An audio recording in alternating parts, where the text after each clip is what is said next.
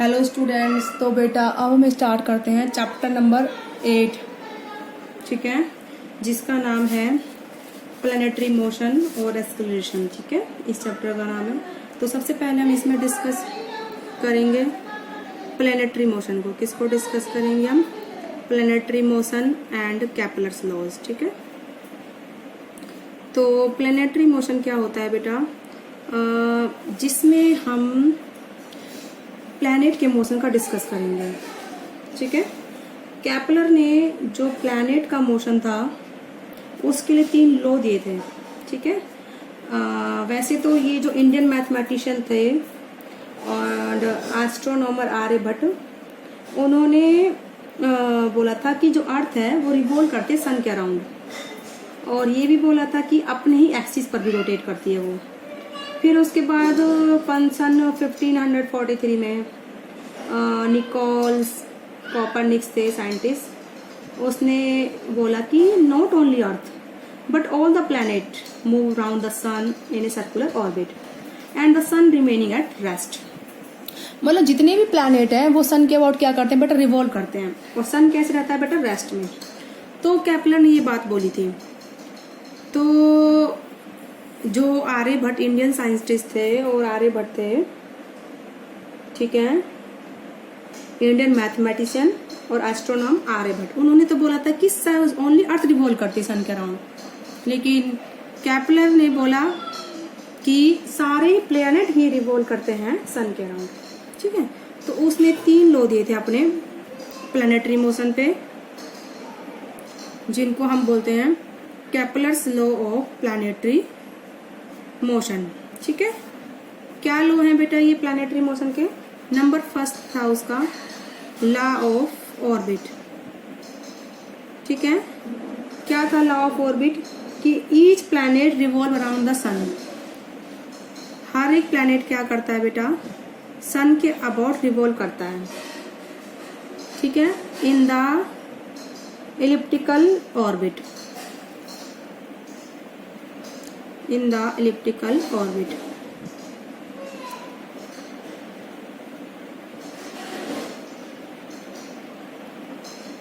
तो हर एक planet around the सन किस में रिवॉल्व करता है? एलिप्टिकल ऑर्बिट में करता है, जिसमें सन कहाँ प्रेजेंट है? At the foci of the elliptical path, with sun at one focus of elliptical path. Sun कहाँ पर प्रेजेंट है बेटा? फोकस पे प्रेजेंट है एलिप्टिकल पाथ के। उसके बाद आता है बेटा law of area. Sorry, law of orbit क्या था? हर एक प्लैनेट रिवॉल्व करता है सन के अराउंड एलिप्टिकल पाथ में, और सन कहाँ है? फोकस पर एलिप्टिकल पाथ के। उसके बाद सेकंड लॉ है लॉ ऑफ एरिया। ये क्या है बेटा? The position vector of planet.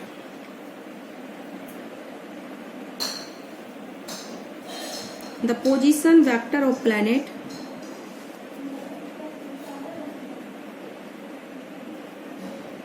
From sun. ठीक है, the position vector of planet from the sun, या फिर इसको आप बोल सकते हो it means the line joining.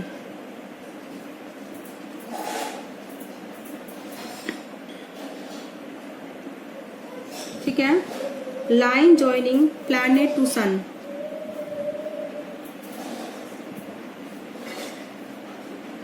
The planet to sun sweeps out equal area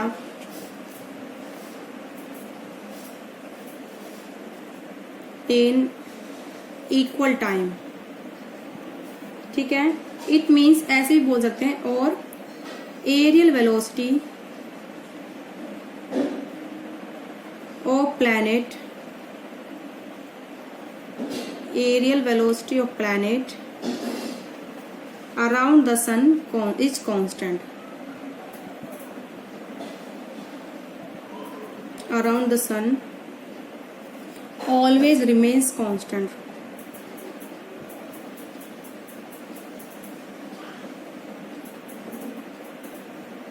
always remains constant. तो क्या बोल रहा है बेटा ये, जैसे ये हमारा इलिप्टिकल पाथ है, यहाँ पर इस फोकस पर सन प्रेजेंट है, तो यहाँ पर अर्थ है। तो अर्थ जब मान लो यहाँ से यहाँ तक आई है, टाइम उसको टी लगा है, तो इसकी वेलोसिटी ये जो एरिया है इक्वल होगा, जैसे टी टाइम में वो ए से बी आई है, ए डैश से बी डैश टी ही टाइम में आएगी, तो इक्वल एरिया क्या होगा, स्वैप्ट होगा। तो यानी कि area A O B is equal to area A dash O B dash, अगर टाइम इक्वल है दोनों का। इसका मतलब ये है जब हमारा प्लैनेट है अगर सन से दूर है तो उसकी वेलोसिटी कम हो जाती है, और जब पास आती है वेलोसिटी क्या हो जाती है, ज्यादा हो जाती है। ठीक है। थर्ड लॉ है लॉ ऑफ पीरियड। ठीक है।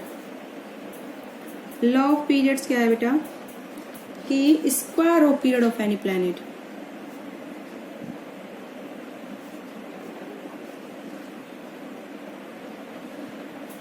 the square of period of any planet about the sun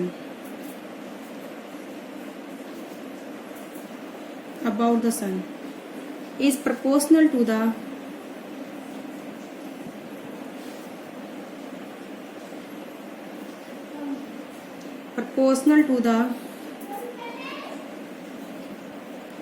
cube of semi major axis।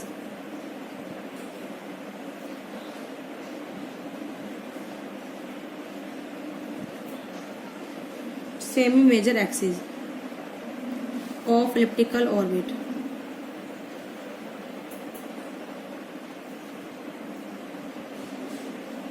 ठीक है। यानी कि क्या है बेटा रूल, कि स्क्वायर ऑफ टाइम पीरियड, मान लो जैसे अर्थ का टाइम पीरियड कितना है 365 डेज, उसका स्क्वायर करें तो वो किसके प्रोपोर्शनल होगा, जो सेमी मेजर एक्सिस है। बेटा ये तो होता है सेमी मेजर एक्सिस और ये होता है माइनर एक्सिस। यहाँ से यहाँ तक तो सेमी मेजर एक्सिस है और यहाँ से यहाँ तक माइनर एक्सिस है। तो सेमी मेजर एक्सिस, ये तो मेजर है और ये माइनर है, तो मेजर तो ये हो गया बड़ा वाला, इसको आधा कर दो, that is semi major axis. तो proportional to the cube of semi major axis. This is the law of periods. तो 3 लॉ है, लॉ ऑफ ऑर्बिट कि हर एक प्लैनेट इलिप्टिकल पाथ में रिवॉल्व करेगा। थर्ड है लॉ ऑफ एरिया कि हर एक प्लैनेट इक्वल एरिया स्वैप करेगा इन इक्वल टाइम में। और थर्ड है बेटा लॉ ऑफ पीरियड्स कि टाइम पीरियड का स्क्वायर किसके प्रोपोर्शनल होगा, cube of the semi major axis. तो इस तरीके से 3 लॉ हमने करे हैं। अब इसके बाद जो बेटा आपका नेक्स्ट टॉपिक आता है न्यूटन्स लॉ ऑफ ग्रेविटेशन। क्या आता है बेटा, न्यूटन ने ग्रेविटेंस का लॉ दिया था, इसको डिस्कस करते हैं। न्यूटन्स लॉ ऑफ ग्रेविटेशन क्या था, न्यूटन्स लॉ ऑफ ग्रेविटेशन कि 2 बॉडीज हैं, इसका मास कैपिटल एम है और इसका मास क्या है बेटा, स्मॉल एम है। इनके बीच सेंटर टू सेंटर डिस्टेंस कितना है बेटा, आर है। ठीक है। तो ये वाला मास स्मॉल एम को अट्रैक्ट करेगा अपनी ओर और छोटा वाला मास बड़े मास को अपनी ओर अट्रैक्ट करेगा इक्वल फोर्सेस से। तो इसने बोला था एनी 2 मासिव बॉडीज, कोई भी 2 मासिव बॉडीज हैं तो इस यूनिवर्स में कोई भी, तो every body in this universe, इस यूनिवर्स में जितनी भी बॉडीज हैं वो क्या करती हैं, अट्रैक्ट करती हैं एक दूसरे को, अट्रैक्ट्स एवरी अदर। ठीक है। तो क्या करती हैं, अट्रैक्ट करती हैं एवरी अदर बॉडी, अन्य दूसरी बॉडी को क्या करती है बेटा, अट्रैक्ट करती है। ठीक है। एक फोर्स है जो किसके प्रोपोर्शनल है, with a force which is directly proportional to the, which is directly proportional to the product of mass to the product of their masses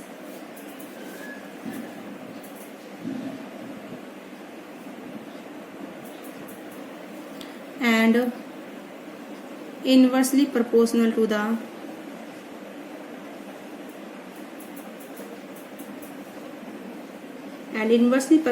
to the square of distance.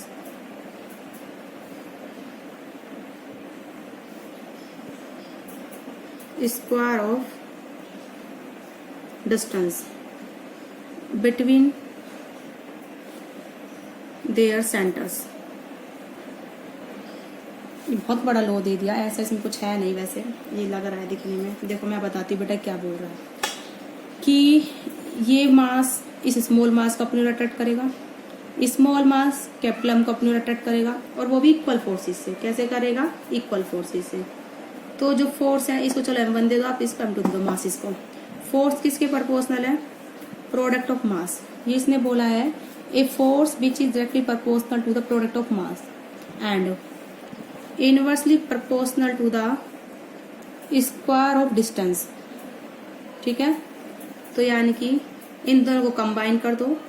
F is directly proportional to the m1 m2 upon में r square. Proportionality हटेगा तो क्या आएगा? Constant g m1 m2 upon में r square. ठीक है, इस g को क्या बोलते हैं हम? g is called universal gravitational constant. क्या बोलते हैं इस g को बेटा? Universal gravitational constant.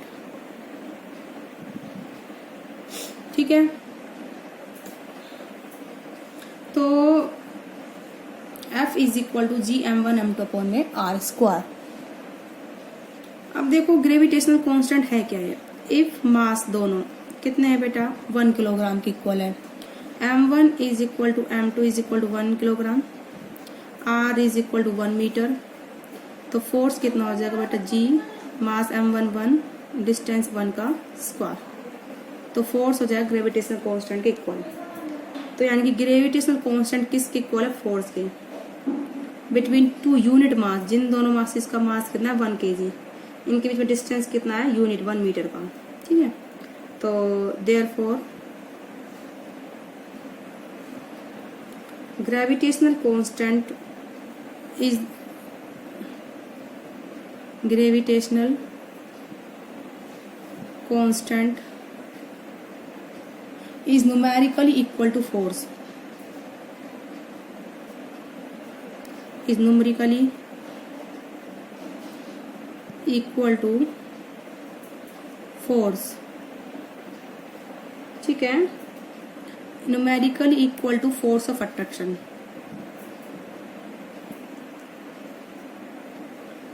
ठीक है, between two unit masses, between two unit masses placed at unit distance apart। कितना डिस्टेंस है? Unit 1 metre. placed at unit distance apart। बोली बात समझ में आ गई बेटा? ठीक है, तो क्या लिखवाया बेटा हमने कि यूनिवर्सल ग्रेविटेशनल कांस्टेंट किसके इक्वल है? अगर मास m1 m2 बराबर है, डिस्टेंस 1 मीटर है, तो gravitational constant is equal to the force. Gravitational constant किसके इक्वल होगा बेटा? फोर्स के इक्वल होगा। अगर दो बॉडी यूनिट मास किया और उनके बीच में डिस्टेंस कितना है? 1 मीटर का डिस्टेंस है, तो उसको हम क्या बोलते हैं कि gravitational constant is equal to the force. ठीक है, न्यूमेरिकली। तो न्यूटन ने बताया कि अगर दो बॉडी है जिनका मास m1 m2 है, वो दोनों एक दूसरे को अट्रैक्ट करेंगे और वो बराबर फोर्स से करेंगे। ये मतलब नहीं कि बड़ी बॉडी छोटी वाली को ज़्यादा अट्रैक्ट करेगी या छोटी बॉडी को ज़्यादा अट्रैक्ट करेगी, दोनों ही बराबर से करती हैं। ठीक है, तो फोर्स उनके बीच प्रपोर्शनल में होगा प्रोडक्ट ऑफ मास के, और इनका सेंटर टू सेंटर डिस्टेंस हम लेंगे inversely proportional to the distance of inversely proportional to the square of distance between them. Combine करेंगे और उसके बाद प्रोपोर्शनल रहेगा तो कांस्टेंट आएगा g। g is called the gravitational constant. ठीक है बेटा, तो इस तरीके से इसी के साथ आप लोगों का आज की क्लास ओवर होती है। नेक्स्ट में हम आपको एक्सेलरेशन ड्यू टू ग्रेविटी के बारे में डिस्कस कराएंगे। आज की वीडियो में बेटा इतना ही। ओके बेटा।